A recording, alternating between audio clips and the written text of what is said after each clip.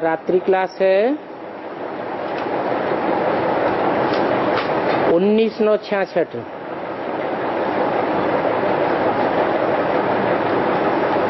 चौरासी जन्म तो है ही,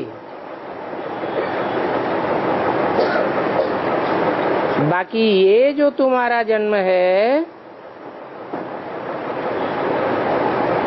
ये जन्म है ही गुप्त।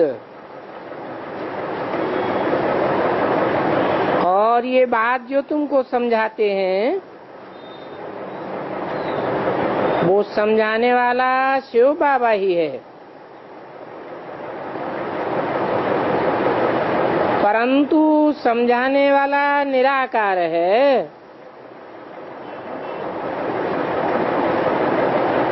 वो ये नहीं समझते हैं कि हम आत्मा हैं, और इसीलिए वो हम सबका बाबा है, और हम सब आत्माएं भाई भाई हैं। इसलिए फादरहुड नहीं कहा जाता। अगर फादरहुड होता तो कृष्ण को कोई भी याद न करते। सब भाई भाई हैं, इसलिए कृष्ण को याद करते हैं। आत्मा भी गुप्त है, किसको पता ही नहीं है। निराकार बाप आकर के पढ़ाते हैं। गीता में भी भूल कर दी है कि कृष्ण भगवान है।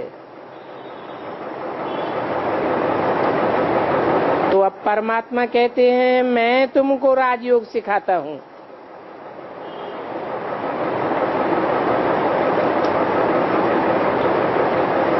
राजाओं का राजा बनाता हूँ।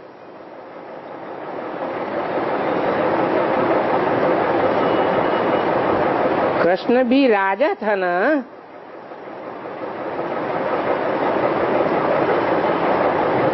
अब ये भी कहते हैं कि रुद्र ज्ञान यज्ञ से ही विनाश ज्वाला उत्पन्न हुई। तो अब रुद्र तो कृष्ण को नहीं कह सकते हैं।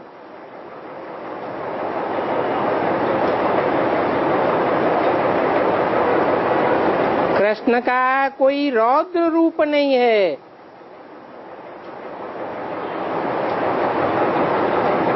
और यज्ञ में तो ब्राह्मण चाहिए।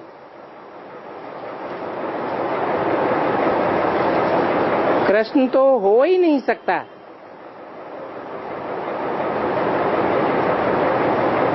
सारी दुनिया में कृष्ण को ही भगवान मानते हैं।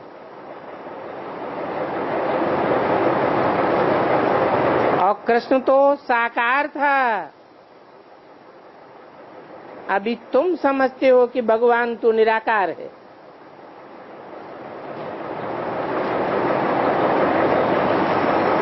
निराकार भगवान जरूर निराकारी स्टेज वाला होगा।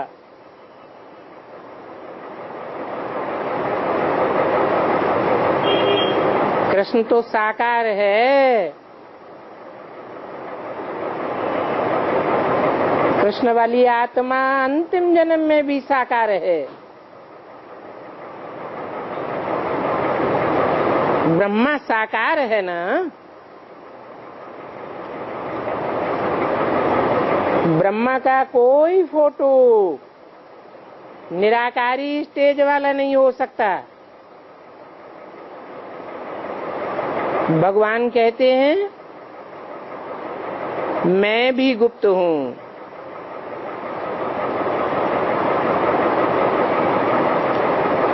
तो अब मुझे गुप्त बाप से तुम बच्चों को पारस बुद्धि बनना है।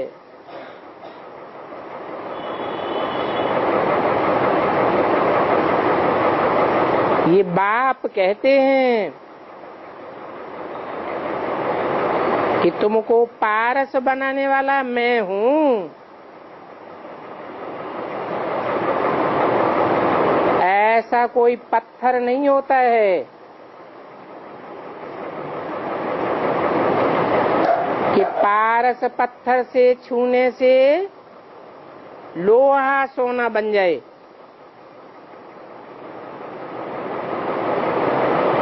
ये तो पत्थर बुद्धियों की बात है।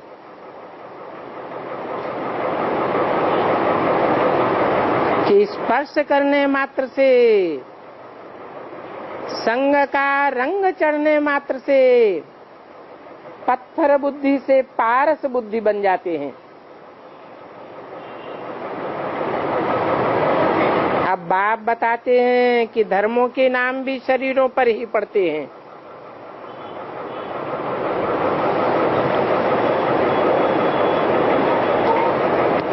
आत्मा के ऊपर नहीं पड़ते हैं। हर धर्म वाले की शक्ल अपनी अपनी अलग अलग होती है।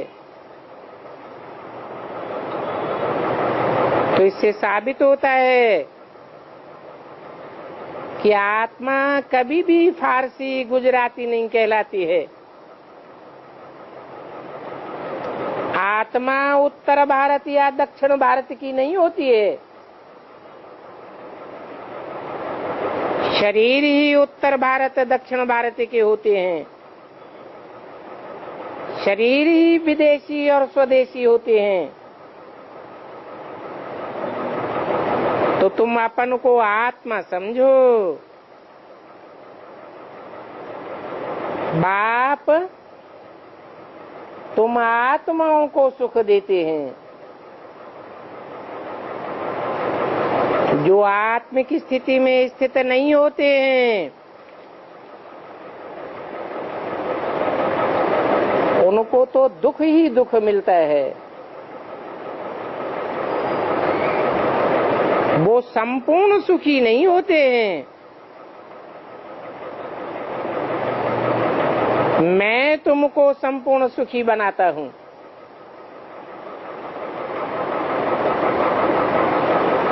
तो माम एकम याद करो।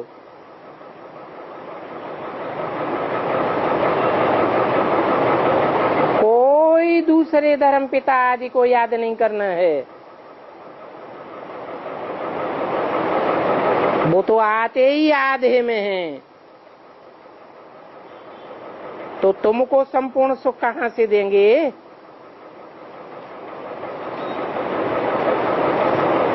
अब ये बात तुम जानते हो कि हम शिव बाबा के बच्चे हैं। तुमको समझाया भी जाता है कि आत्मा के लिए कोई धर्म आदि की बात नहीं होती है। तुम सब आत्माएं ब्रदर्स हो। ये देवान है, मैं फलाना हूँ, मैं पारसी हूँ, ये सब देह के धर्म हैं। अभी बाप कहते हैं कि हे बच्चे, तुमको इस अंतिम जन्म में पवित्र जरूर बनना है। रावण ने तुमको 2500 सालों से अपवित्र बनाए रखा है। अभी तुम राम के बने हो और अभी तुम सन्मुख बैठे हुए हो। तो ये बात सुनते ही नशा चढ़ जाना चाहिए कि शिव बाबा हमको पढ़ाते हैं। अभी बाप समझाते हैं, मेरे मीठे मीठे बच्चों, अब तुम पतित न बनो। तुम पुकारते ही आते हो कि आ करके हमें पावन दुनिया में ले चलो।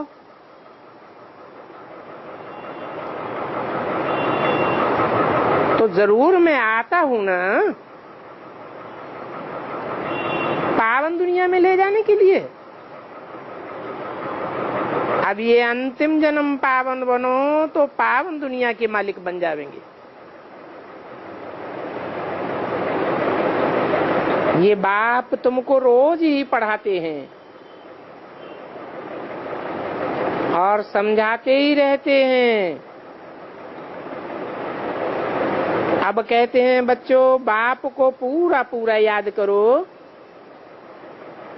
तो तुम्हारा कल्प कल्पांतर के लिए वो ही पार्ट रुंध जाएगा। और फिर बाप को याद करते करते तुम घर पर पहुंच जावेंगे।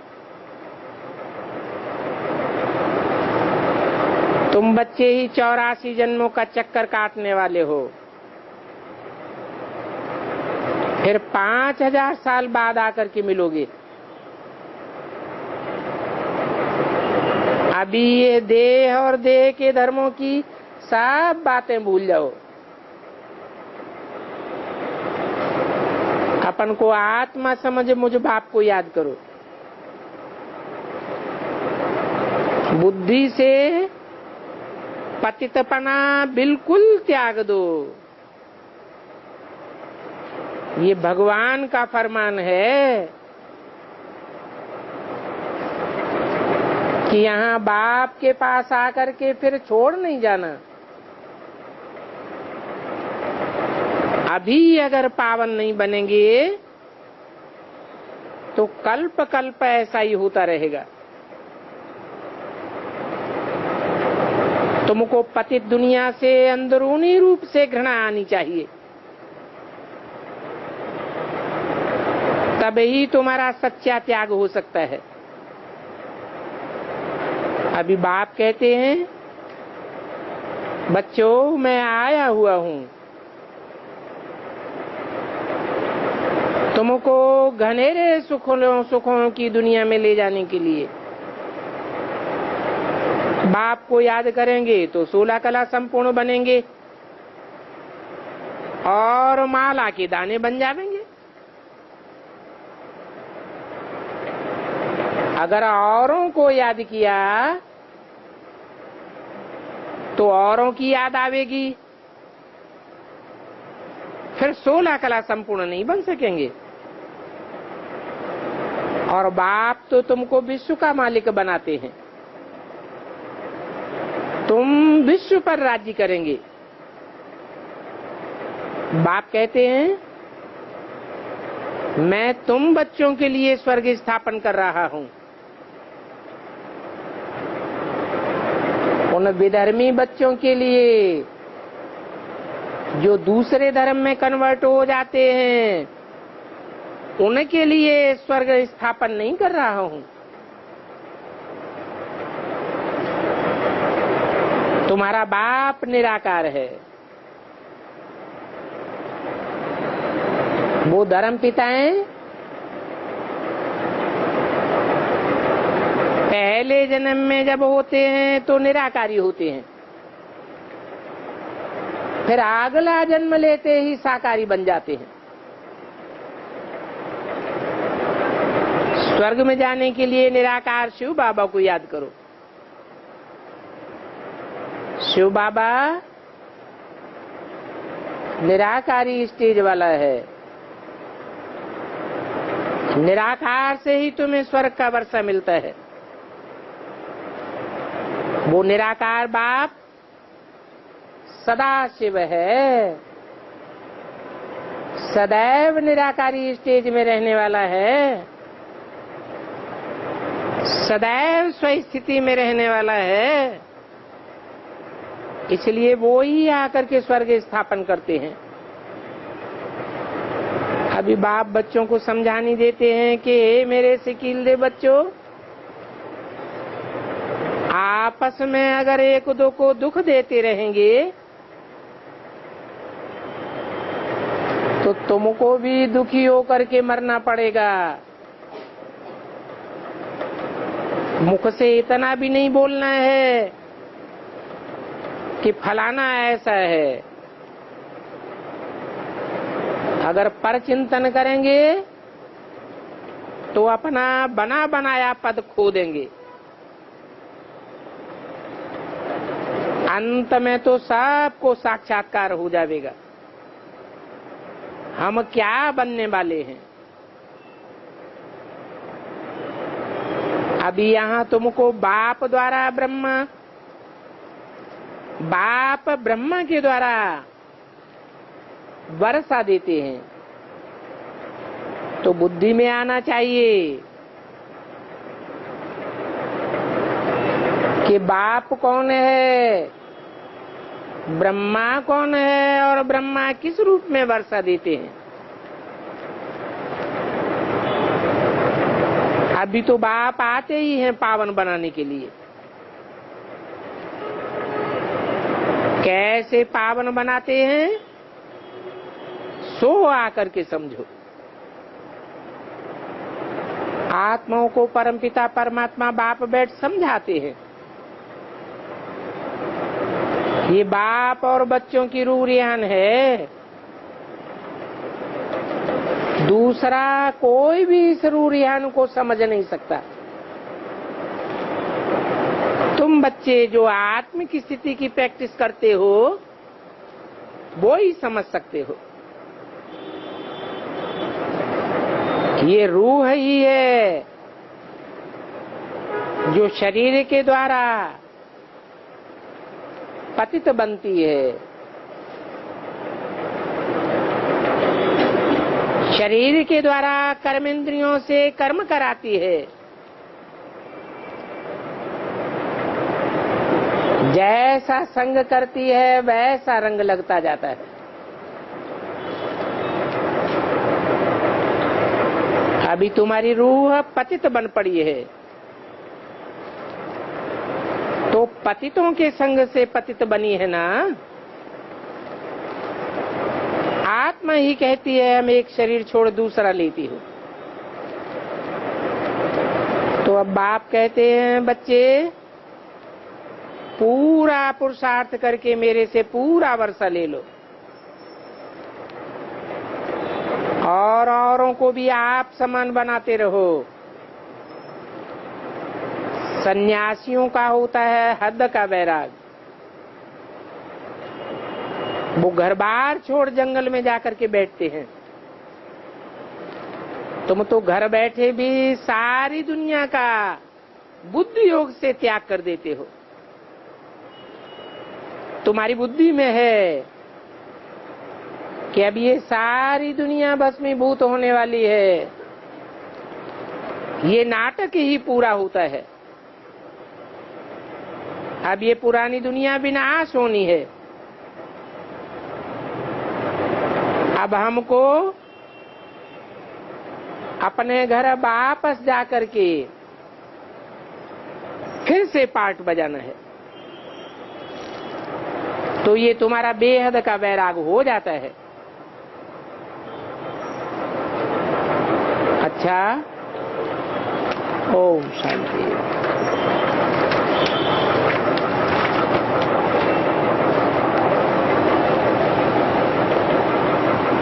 दूसरी एक अधूरी मुरली है 1 अक्टूबर 1966 की। रिकॉर्ड चला है तुम्हें पाके हमने जहां पा लिया है। अभी मीठे मीठे बच्चों ने अपना ही गाया हुआ गीत सुना। बच्चे जानते हैं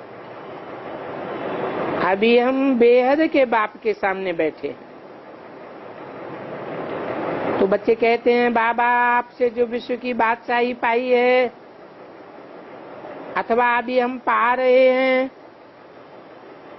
वो बादशाही सतयुग में तो हम नहीं पावेंगे। वो इसी समय हम पाते हैं। ये संगम युग पर ही तुम पा सकते हो और ये गीत गाए सकते हो। कौन सा? तुम्हें पाके हमने सारा जहान पा लिया। घर में बैठे हुए अथवा नौकरी करते हुए तुम जानते हो हम बेहद के बाप से बेहद का वर्षा फिर से ले रहे हैं। सेंटर्स पर भी तुम्हें ये सावधानी मिलती है कि बाप को याद करो तो तुम विश्व के मालिक बन जाएंगे। ये बात अच्छी तरह याद रखनी है और कोई नई बात भी नहीं है। क्यों नहीं है? क्योंकि कल्प कल्प हम विश्व की बादशाही बाप से लेते हैं। तो नई बात तो नहीं है। हाँ, नया कोई सुनेगा तो समझेगा कि ये बात इनको शिव बाबा ने कही है। अब वो तो है निराकार। निराकार आत्माओं का बाप है, क्योंकि आत्मा है निराकार तो परमात्मा बाप भी निराकार। आत्मा को निराकार तब कहते हैं जब तक उसने साकार रूप धारण नहीं किया है। तो बच्चे जान गए हैं कि हम बेहद के निराकार बाप से यही नॉलेज सुन रहे हैं। वो रूहानी टीचर हमको पढ़ा रहे हैं। तो बच्चों को मेहनत है आत्माभिमानी बनने की। ये मेहनत क्यों करनी पड़ती है? क्योंकि 63 जन्म की तुम्हारी आदत पड़ी हुई है। क्या? देवान में आने की। एक दो के गुरु बन सकते हैं, ये बात समझाने के लिए एक दो को सावधानी दे सकते हैं कि आत्म की स्थिति में रहो। पहली सावधानी है अपन को आत्मा समझो। बेहद के बाप की याद में ही सब रहते हैं और इशारा देते हैं बाप की याद में रहो। बाप की याद के सिवाय और कहीं भी बुद्धि नहीं जानी चाहिए। इसलिए कहा जाता है आत्माभिमानी भव, और बाप की याद में रहो। वो बाप है ही पतित पावन। वो अभी सन्मुख कहते हैं मुझे याद करो। किसको कहते हैं? तुम आत्माभिमानी बनने वाले बच्चों को ही कहते हैं। सारी दुनिया तो आत्माभिमानी नहीं बनेगी। तो तुमको कितनी सहज युक्ति बताते हैं। ये मनमना भव अक्षर भी है, परंतु इन अक्षरों को जब कोई समझे, 3 अक्षर हैं, मत, मना, भव। मेरे मन में समा जा। ये तुम्हारी याद की यात्रा है और सिखाने वाला एक ही बाप है। एक के सिवाय और कोई भी नहीं हो सकता दूसरा। तुम बच्चे ही जानते हो हम रूहानी यात्रा पर हैं। वो दुनिया में होती है जिस्मानी यात्राएं। अभी हम तो जिस्मानी यात्रु नहीं है, हम रूहानी यात्रु हैं। इस याद की यात्रा से ही विकर्म भस्म होंगे। जब तुम्हारे विकर्म भस्म हो जावेंगे तो तुम विकर्माजीत बन जावेंगे। तुमसे कोई भी विकर्म होगा ही नहीं। वि माने विपरीत, कर्म माने कर्म। श्रीमत के बरखिलाफ तुम कोई भी कर्म नहीं करेंगे और याद के सिवाय कोई भी उपाय नहीं है जो तुम विकर्माजीत बनो। जब तुम विकर्माजीत बनते हो तो होता है विकर्माजीत संवत और दूसरा होता है विकर्म संवत। कितने साल हुए विकर्म संवत को? है 2500 साल हुए। जब से द्वैतवादी युग शुरू हुआ, रावण राज्य शुरू हुआ, तो विकर्मी संवत शुरू हुआ। रावण राज्य शुरू होता है और विक्रम शुरू हो जाते हैं। अभी तुम विक्रमादित्य बनने का पुरुषार्थ कर रहे हो। कैसे बनते हो विक्रमादित्य? जो विपरीत कर्मों के ऊपर जीत पा जाते हो। श्रीमत के जो बरखिलाफ कर्म हैं, उन कर्मों पर तुम जीत पाते हो। कैसे बनते हो? हैं?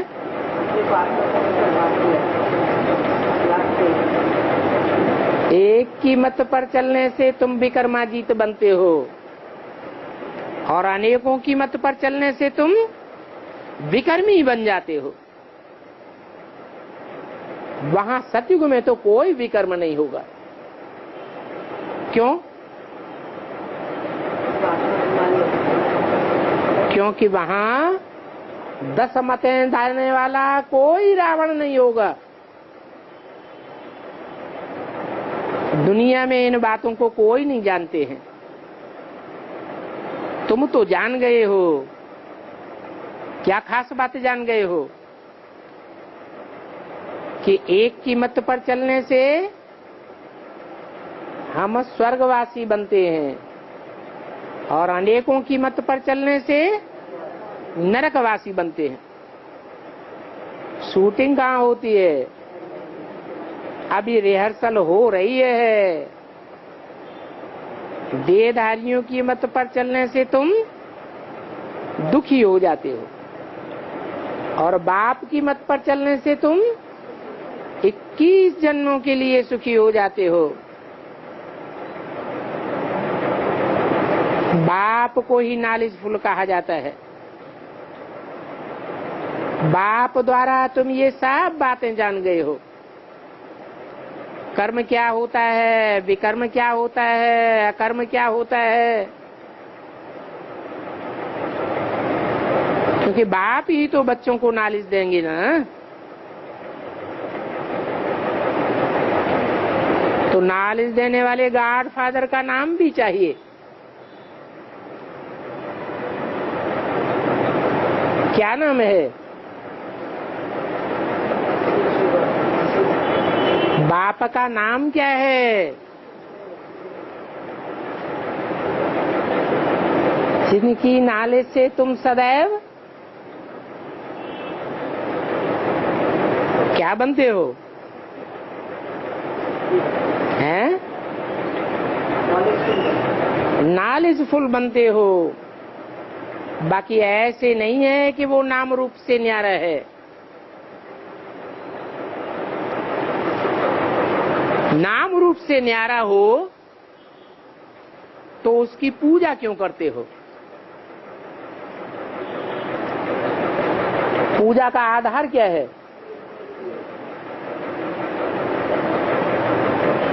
देवताओं की पूजा होती है।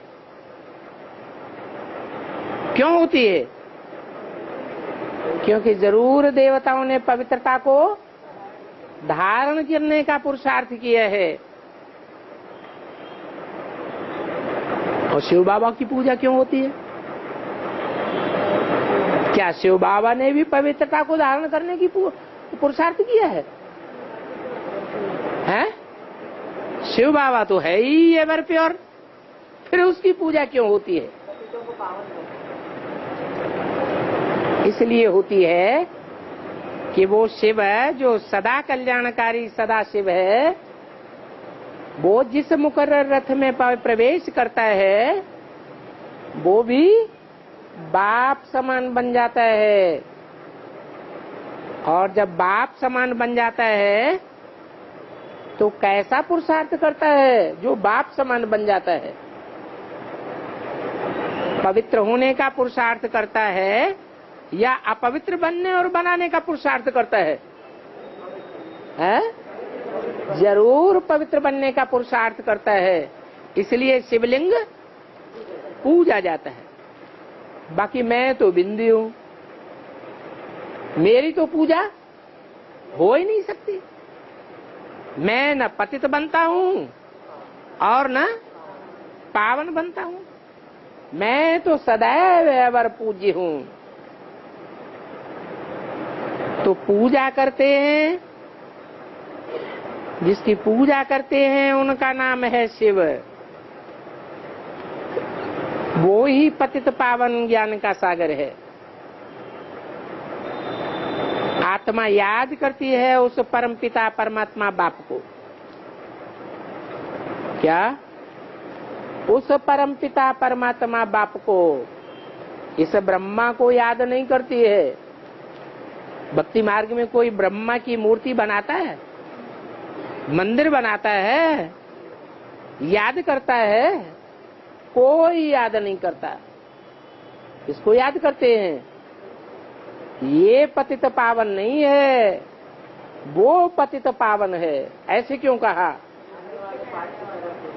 क्योंकि 66 में वो पाठ प्रत्यक्ष नहीं हुआ था। 10 वर्ष की घोषणा की है। इन लक्ष्मी नारायण का जन्म कब हुआ? आज से 10 वर्ष कम 5000 वर्ष हुए। माने 76 के लिए इशारा किया। तो उस परमपिता परमात्मा बाप को याद करती है आत्मा। आत्मा बाप की महिमा करती है। वो सुख का सागर है, शांति का सागर है। करोड़पति बाप है तो बच्चों को क्या देगा? है? अरे लाख करोड़ देगा ना देगा, वही चीज देगा। ये शांति का सागर है, सुख का सागर है, तो क्या वर्षा देगा? सुख और शांति का वर्षा देता है। जरूर वर्षा देते होंगे बच्चों को। जो अच्छा कर्तव्य करते हैं उनका ही यादगार बनाते हैं। तो दुनिया में सबसे जास्ती यादगार मंदिर किसके बने हुए हैं? शिव बाबा के बने हुए हैं। इससे क्या साबित होता है? कि दुनिया में जितने भी दाता हुए हैं, देने वाले, उन दाताओं के बीच में सबसे बड़ा दाता शिव बाबा ये है। तो उनका यादगार बनाते हैं, पूजा करते हैं। एक शिव बाबा ही है जिसका गायन होता है। गायन भी होता है और पूजा भी होती है। पूजा होती है तो जरूर वो शरीर के द्वारा कर्तव्य करते हैं। पूजा का आधार क्या है? हैं? कोई कर्तव्य किया है तब पूजा होती है कि बिना कोई कर्तव्य के पूजा होती है? जरूर कोई कर्तव्य किया है। क्या कर्तव्य किया है? क्या प्रूफ? अरे कर्तव्य कर्मेंद्रियों से होता है या बिना कर्मेंद्रियों के कर्तव्य होता है? तो कौन सी कर्मेंद्रिय की पूजा होती है? लिंग की पूजा होती है। तो लिंग से कोई कर्तव्य किया है ना, तब तो उनके लिंग की पूजा होती है। और देवताओं के अन्य अन्य कर्मेंद्रियों की पूजा होती है।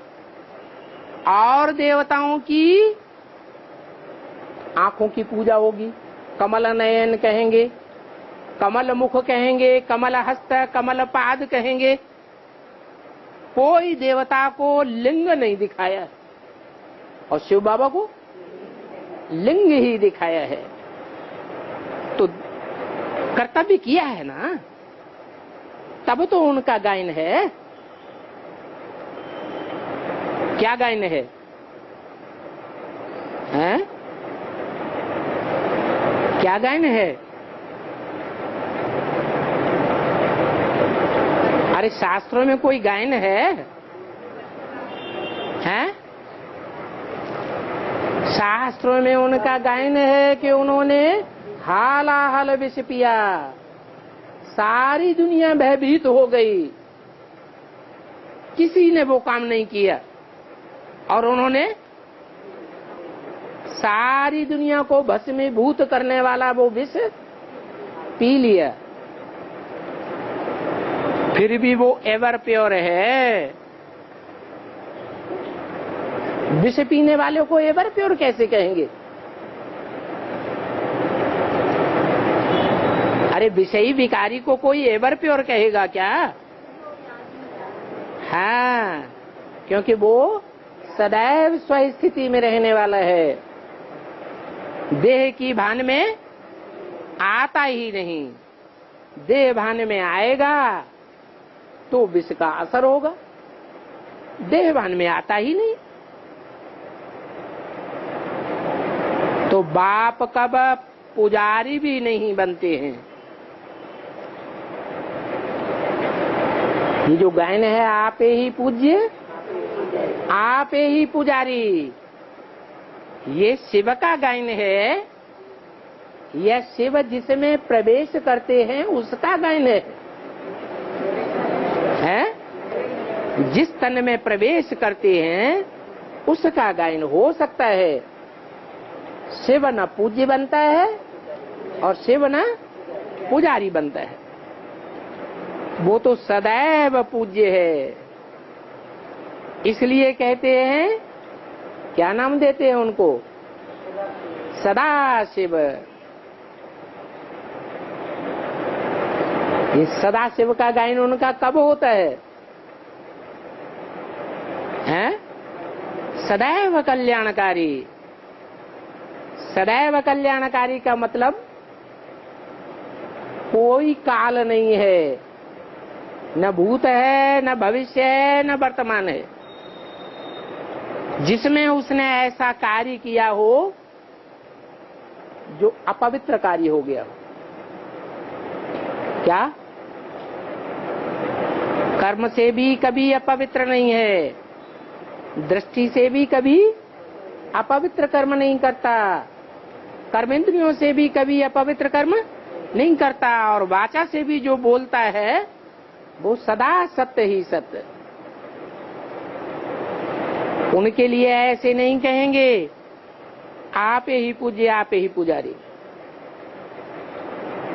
मैं पूज्य बनता हूं जबकि पुजारी लोग मेरी पूजा करते हैं।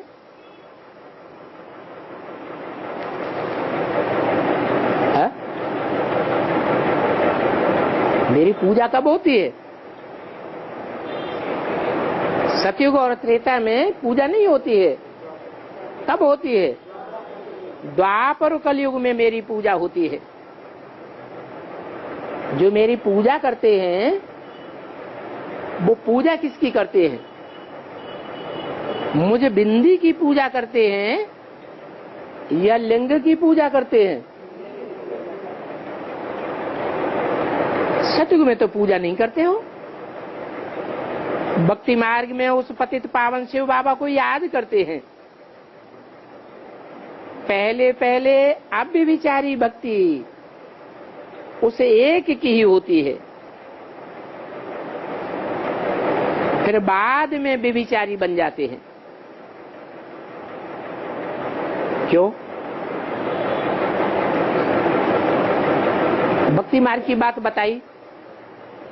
पहले अव्यभिचारी भक्ति करते हैं और बाद में व्यभिचारी हो जाते हैं। शूटिंग कहाँ होती है?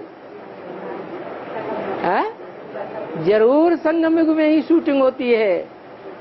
जब सरेंडर होने जाते हैं, बुद्धि से सरेंडर होते हैं पहले पहले, तो एक शिव बाबा की सेवा है और किसी के प्रति आस्था नहीं रहती। फिर बाद में फिर आस्था धीरे धीरे कम हो जाती, कहीं इधर बुद्धि हिलक गई, कहीं उधर हिलक गई, तो बाद में भी विचारी बन जाते हैं। ब्रह्मा सरस्वती को भी वो शिव बाबा नई दुनिया का मालिक बनाते हैं। क्या कहा? बी क्यों लगा दिया?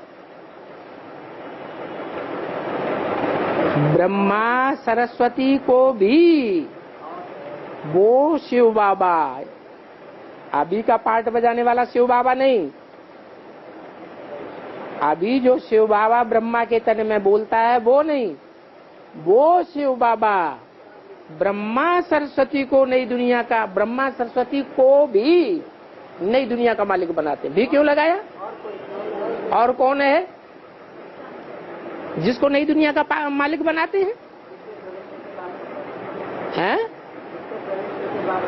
इससे साबित होता है कि जरूर कोई भविष्य में विश्व का मालिक बनने वाला है, जिसमें प्रवेश करके उसको विश्व का मालिक बनाते हैं।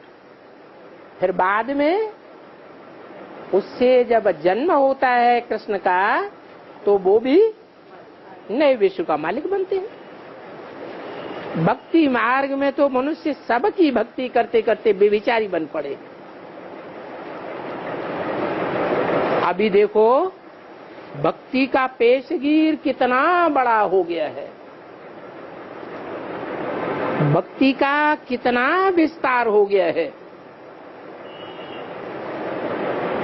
ज्ञान तो बीज है, बीज का कोई विस्तार नहीं।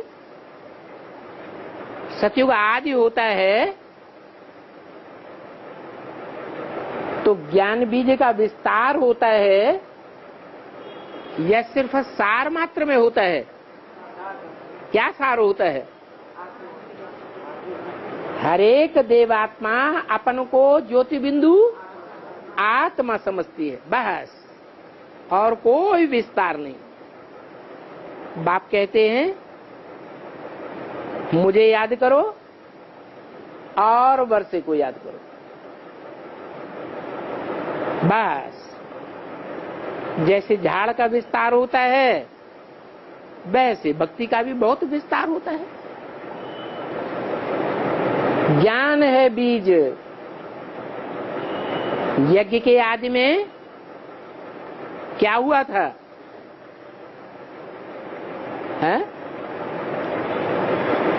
यज्ञ के आदि में बाप जब 3 मूर्तियों के साथ आया था तो क्या हुआ था?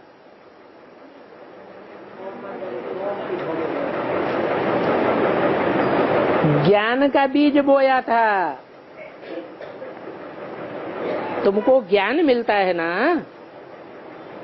सत्युग त्रेता में ये भक्ति का झाड़ नहीं होता है। आधा कल्प ये भक्ति का झाड़ चलता है। सब धर्म वालों की अपनी अपनी रस्म रिवाज चल पड़ती है। तो देखो भक्ति कितनी बड़ी हो जाती है। और ज्ञान तो सबके लिए एक ही है। क्या 500-700 करोड़ मनुष्य आत्माएं, कोई भी धर्म वाले हों, सबके लिए ज्ञान क्या मिलता है? मन मना भव, मेरे में समा जा। किस में समा जा? मेरे मन में समा जा। मेरा मन कौन है? है?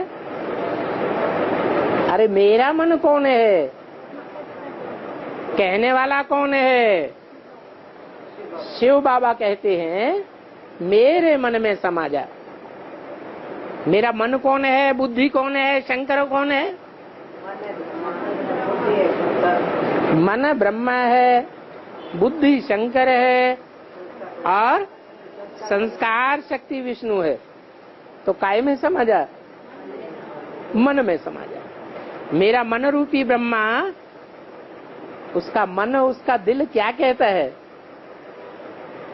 कि नई दुनिया की स्थापना हो जाए। इसके लिए क्या करो? अलफ बाप को याद करो। कौन है अलफ?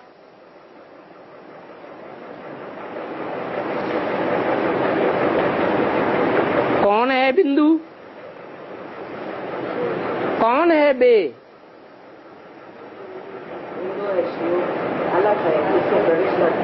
अलफ है जिसमें प्रवेश करता हूँ। बिंदु में स्वयं हूँ। और बे कौन है? ये ब्रह्मा बे है। तो बे बादशाही और अलफ बाप को याद करो। बच्चा बाप को याद करेगा तो वर्षा भी जरूर याद आवेगा। वर्षे का विस्तार हो जाता है। वो होती है हद की जायदाद, और यहाँ तुमको बेहद के बाप से बेहद की जायदाद मिलती है। अच्छा, ओम शांति। जल्दी है घर जाने की? नहीं नहीं नहीं नहीं।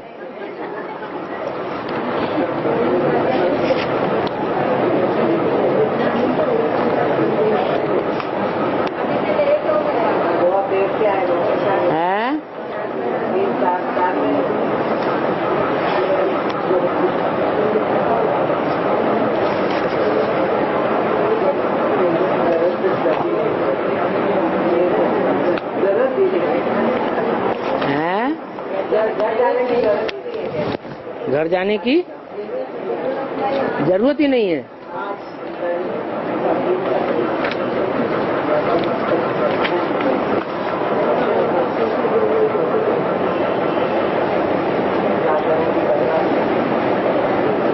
एक और अधूरी मुरली है 25/10/66 की। रिकॉर्ड चला है बचपन के दिन भुला न देना। आज हंसे कल रुला न देना।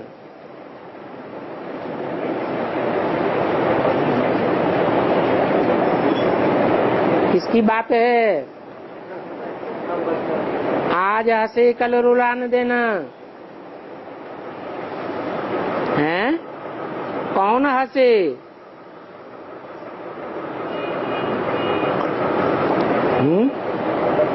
आज कौन हंसे? बच्चे जब निश्चय बुद्धि होते हैं, समर्पण बुद्धि होते हैं तो बहुत खुश होते हैं। फिर जब भाग जाते हैं तो कौन रोता है? हैं? कौन रोता है? हैं? रुला न देना तो रोता कौन है? ऊपर वाला रोता है या नीचे वाला रोता है? हैं? जरूर नीचे वाला रोता होगा।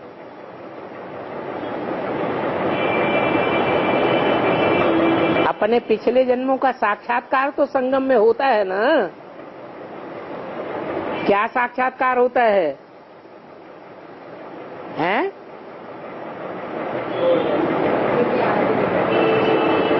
कि पहले कभी कोई जन्म में ये मेरे बने थे, फिर बाद में मेरे को छोड़ करके रावण संप्रदाय के बन गए और धर्म स्थापन करने वाले जो गुरु हैं उनके चंबे में आ गए। मीठे मीठे रूहानी बच्चों ने गीत के 2 अक्षर सुने। ये तो निश्चय करते हो बेहद का बाप अब बेहद का सुख का वर्षा दे रहे हैं। ऐसे बाप के आए हम बच्चे बने हैं, तो बाप की श्रीमत पर भी चलना है। अगर श्रीमत पर नहीं चलेंगे तो क्या होगा? हैं? श्रीमत पर नहीं चलेंगे तो आज जो हंसते हैं, कहते हैं हम महाराजा महारानी बनेंगे, अगर हाथ छोड़ दिया तो फिर जाकर के साधारण प्रजा में चले जाएंगे। क्या घाटा होगा? हैं? अभी राजयोग सीख करके राजाई घराने के बने हैं भांति, फिर प्रजा वर्ग में चले जाएंगे तो क्या घाटा होगा? आधा में जाम आधा में रैयत। सारे राज्य की जितनी कमाई होती है उस कमाई में से आधा आधा तो राजा को मिलता है, राज परिवार को मिलता है, और आधे में सारी प्रजा की पालना होती है। प्रजा लाखों करोड़ों की तादाद में होती है, और राज परिवार के मुट्ठी भर लोग होते हैं। तो क्या घाटा हुआ? घाटा समझ में आया? क्या घाटा हुआ है?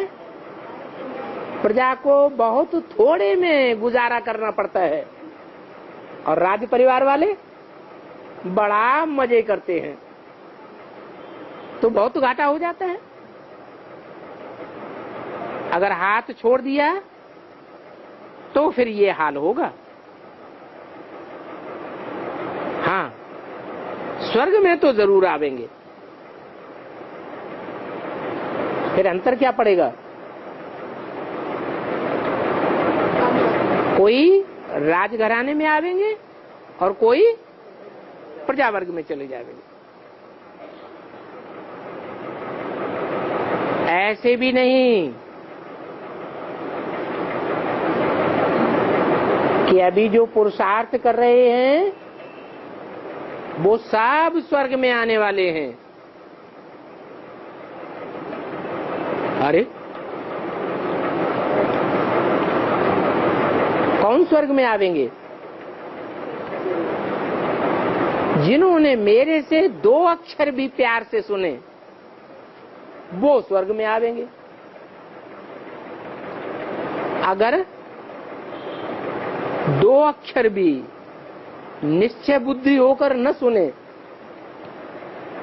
विपरीत संकल्प ही चलते रहे, अनिश्चय बुद्धि ही बने रहे शुरुआत से, तो वो स्वर्ग में नहीं आवेंगे। जो सतयुग त्रेता में आने वाले होंगे वो ही आवेंगे। सतयुग त्रेता दोनों को मिलाकर स्वर्ग कहा जाता है। फिर जो पहले पहले नई दुनिया में आते हैं वो अच्छा सुख पाते हैं। क्या सतयुग त्रेता के बाद के जन्मों में आते हैं वो उतना सुख नहीं पाते हैं। अच्छा चलो, सुख तो नहीं पाया उतना। कोई ने 16 कला संपूर्ण का सुख पाया, कोई ने 14 कला संपूर्ण का सुख पाया, कोई ने 8.25 कला संपूर्ण का सुख पाया। दुख तो नहीं भोगते हैं, नहीं भोगते। जो बाद में आते हैं वो दूसरे धर्मों में कन्वर्ट होकर के दूसरे धर्म में जाकर के दास दासी बनते हैं, बहुत दुख भोगते हैं। बाकी जो बाद में आने वाले हैं वो आकर के कोई ज्ञान नहीं लेंगे। क्या बाद में? कब? जो द्वापर कलयुग में परमधाम से आने वाले हैं वो बाप से आकर के ज्ञान नहीं लेंगे।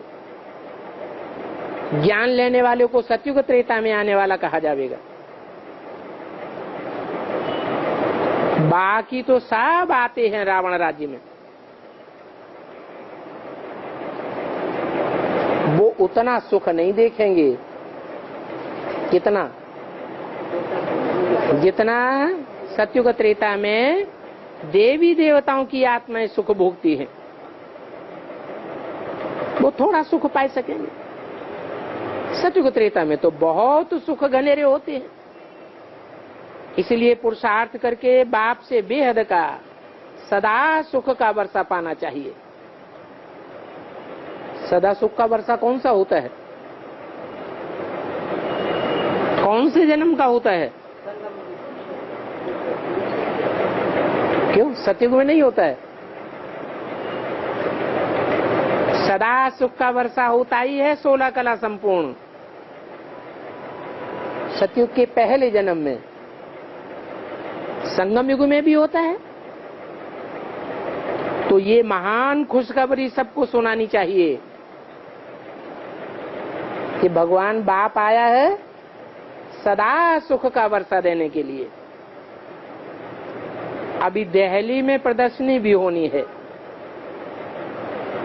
तो बच्चों को डायरेक्शन मिलते हैं, खुशखबरी लिखो। कार्ड्स जो छपवाते हैं उसमें भी ये लिखना चाहिए,